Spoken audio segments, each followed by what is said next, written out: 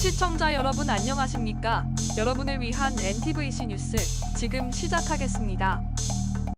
최근 노르웨이에서 우리나라의 K2 표가 독일 레오파르트 전차와 치열한 2파전 끝에 끝내 고배를 마셨는데요.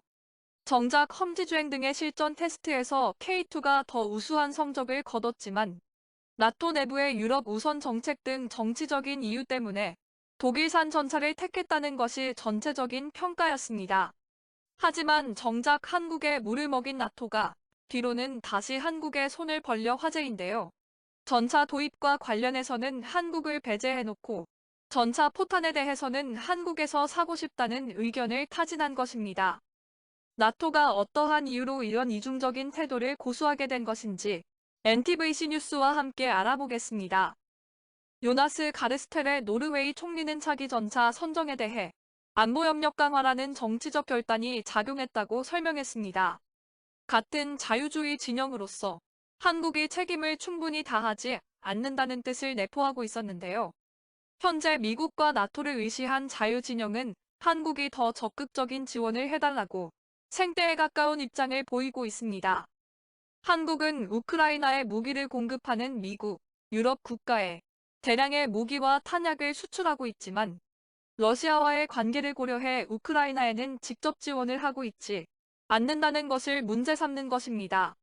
심지어 지난 1월 방한한 옌스 스톨텐베르그 나토 사무총장이 윤석열 대통령에게 나토 지원을 촉구하며 독일이 187대, 벨기에 50대, 덴마크 20대 등 최대 257대에 달하는 구형 레오파르트 1 전차를 우크라이나에 공여한 예시를 들고 우크라이나의 공격용 무기 지원을 거부하던 독일 등 일부 회원국도 자유민주주의 수호를 위해 입장을 바꿨다고 말했습니다.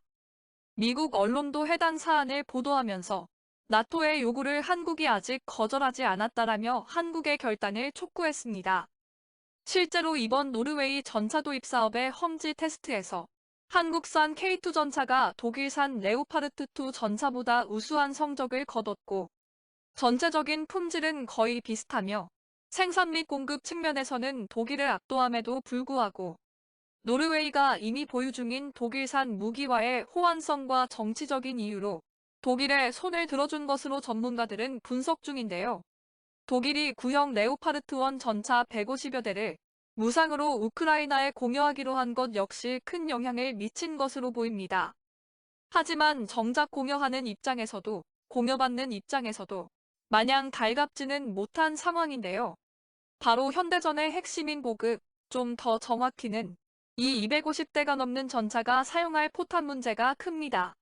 보통 전차 한 대에 포탄 55발이 탑재되는데 이 전차들의 포탄을 한 번씩만 보급해도 포탄 1만 4천여 발이 필요합니다.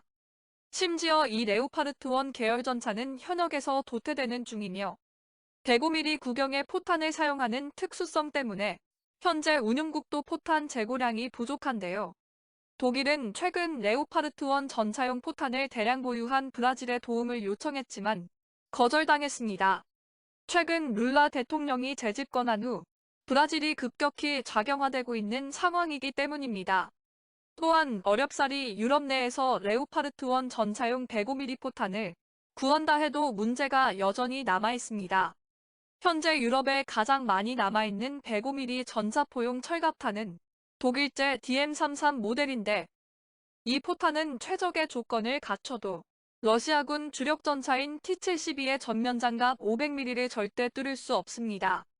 유럽의 불량한 군수품 관리까지 생각하면 위력은 더더욱 떨어질 수밖에 없는 상황입니다. 이 모든 부분을 고려했을 때 나토가 유일하게 선택할 수 있는 길이 한국에 손을 벌리는 것입니다. 먼저 한국의 국방력과 방산산업은 전 세계 최고 수준으로 그 보급 능력은 나토의 수요를 단번에 해결할 수 있습니다. 또한 단순히 보급 능력뿐만 아니라 무기 성능에서도 압도적입니다. 한국산 105mm 전차포탄, 그 중에서도 날개 안전분리 철갑탄은 세계 최정상급 성능으로 유명한데요. 아직까지 한국군의 수적 주력 전차인 K1 전차의 주포 구경이 105mm이며 레오파르트 1 전차와 같은 주포를 사용 중입니다.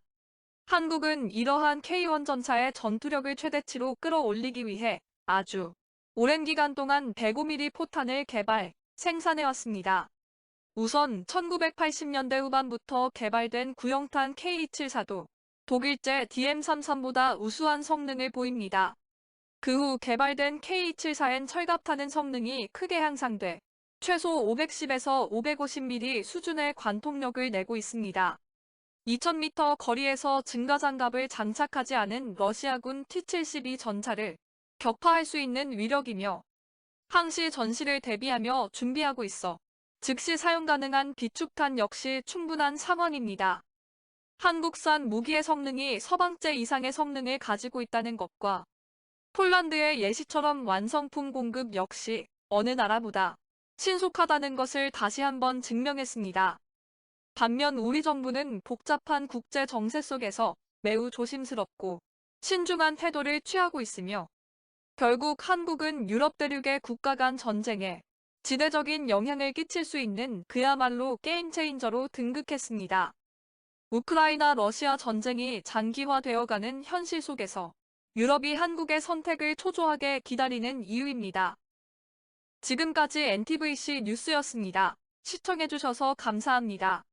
시청자분들의 댓글, 좋아요와 구독은 뉴스 제작에 큰 힘이 됩니다.